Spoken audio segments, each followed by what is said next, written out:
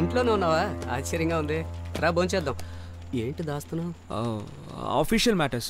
మూసుకొని టీ. ఆ రోజు ఆఫీస్ పేపర్లు ఎగిరిపోతుంటే తీసుకొచ్చి ఇచ్చింది. హే, న్యూ ప్రాజెక్టా? క్లయింట్ ఎవరేంటి? ఏమో తెలియదురా. ఓ, ఇప్పుడు అమ్మాయిలు వెనక్కి తిరగమన్నారా? ఎవర్రా రే? ఎవరి కాటర్వల్లి? ఆ రోజు నన్ను అమ్మాయి చూసిందని చెప్పాను కదా, ఆ అమ్మాయి. పెళ్ళేటైపో. మంచి అమ్మాయ్యారా. తనకు నీ మీద ఆ రోజు బ్యాడ్ ఇంప్రెషన్ కలిగిందని చెప్పావు. ఏదో ఒకరోజు అమ్మాయిని మీట్ అయ్యి నా మీద నా బ్యాడ్ ఇంప్రెషన్ మారుద్దాం అనుకున్నాను. అంత రివర్స్గా జరుగుతుంది. అదేంట్రా? తిన్నగా వెళ్ళి నిజానికి మీరు అనుకుంటున్నట్టు నేను దొంగని కాదు, సిఐడిని, ఇలా ఏదో ఒకటి చెప్పి మేనేజ్ చేయొచ్చు కదా. కుదరదురా. ఆఫీస్ రూల్ ప్రకారం సబ్జెక్ట్ని మీట్ అవ్వడం, మాట్లాడడం చేయకూడదు. ఏరోయ్, రా ఇంటెలిజెంట్ రేంజ్ బిల్డప్లు వద్దమ్మా. రే, నీకు తెలుసు కదరా, ఈ జాబ్ నా ప్యాషన్ రా. ప్యాషన్ జాబ్ మీద కదా, కంపెనీ మీద కాదుగా. అవునరా, నాకు తెలియక అడుగుతాను. నువ్వు తనతో మాట్లాడితే నీ కంపెనీలో గంట మోగుద్దా? రే, లైట్ తీసుకో. నీ మనసులో మాట్లాడాలని ఉంది, ఎప్పుడైనా కలవచ్చుగా. మాట్లాడితే తప్పే ఉంది. అంతే అంటావా? సరే, ఆ అమ్మాయికి తెలిసిందంటే? తెలిస్తే ఏంటి? ఇప్పుడు తెలిస్తే ఏంటంట? ఈ రోజుల్లో మంచి అమ్మాయిలు దొరకడమే కష్టంగా ఉందిరా. అదే నిజమే. ఇది కాకపోతే ఇంకో కంపెనీ. రే, నేనేదో అమ్మాయి నాకు నచ్చిందని చెప్పినట్టు మాట్లాడుతున్నావేంటి? అది మళ్ళీ నేను కన్ఫర్మ్ చేయాలా? ఆ మొహం చూస్తేనే తెలుస్తుందిరా. ఇప్పుడు ఏం చేద్దాం చెప్పావా? మన లైఫ్ హ్యాపీగా ఉంచుకోవడం మన చేతిలోనే ఉంటుందిరా. వెళ్ళి మాట్లాడరా.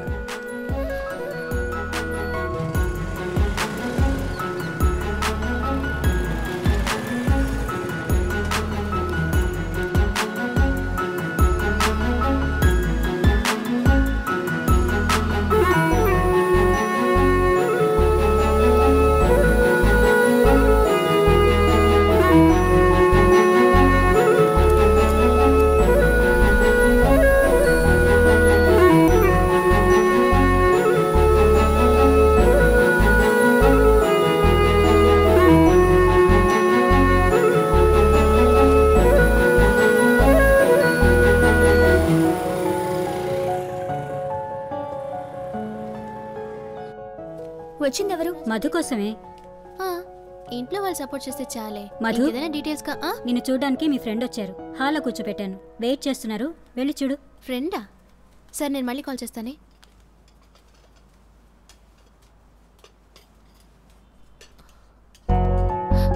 ఈ మోహన్కి కాఫీ ఒకటి. హలో, ఎవరు నువ్వు? ఎందుకు వచ్చావు?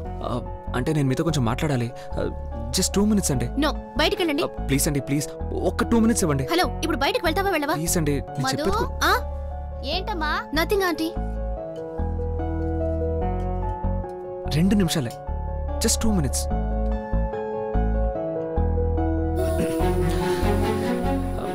నేను కమల్ ఫ్రెండ్. యాక్చువల్లీ ఆ రోజు నేను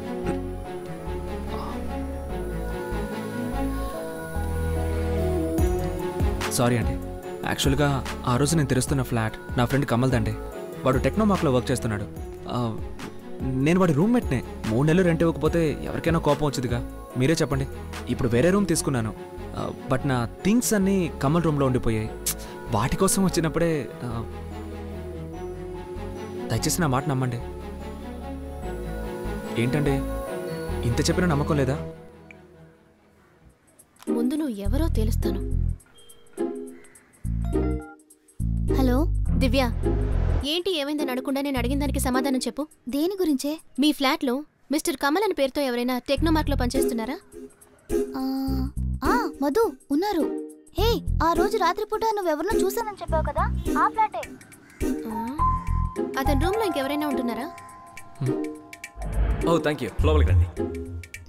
అవును మధు, ఎందుకు అడుగుతున్నావు? వాడు చూడ్డానికి ఎలా ఉంటాడు? పెద్దగా గుర్తులేదు, బట్ చూడ్డానికి యావరేజే. 5.11 హైట్ ఉంటాడు. చెప్పు. కొంచెం లీన్గా, షార్ట్ హెయిర్తో ఉంటాడు. ఎప్పుడు దొంగ చూపులు చూస్తూ, మొత్తానికి ఓకే, పర్వాలేదు. సరిగ్గా చూడలేదన్నా ఇన్ని డీటెయిల్స్ చెప్తున్నావు. ఓకే, నేను మళ్ళీ మాట్లాడతాను, బాయ్.